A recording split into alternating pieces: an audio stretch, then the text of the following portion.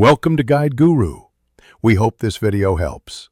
You begin by confirming the kit is in date and sealed, then set a clean surface with good light. You wash your hands thoroughly and assemble the lancet, buffer, test cassette, and timer within easy reach. This reduces contamination and mistakes. Once done, use the alcohol pad to clean the finger and let it dry so the sample is not diluted. Make sure to position everything before you prick, because you will need to act quickly to collect the correct capillary blood volume. Now you perform the finger stick.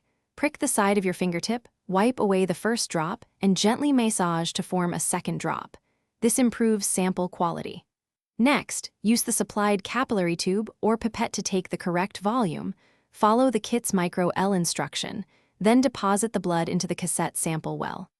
After that, add the exact number of buffer drops the kit specifies and start the timer right away, because timing affects flow and result accuracy.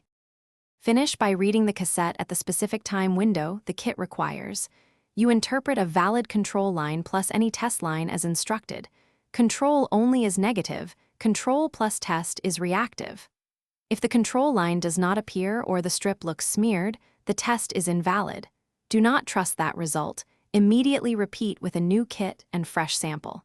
If you get a reactive result, make sure to contact a healthcare provider for confirmatory testing and next steps.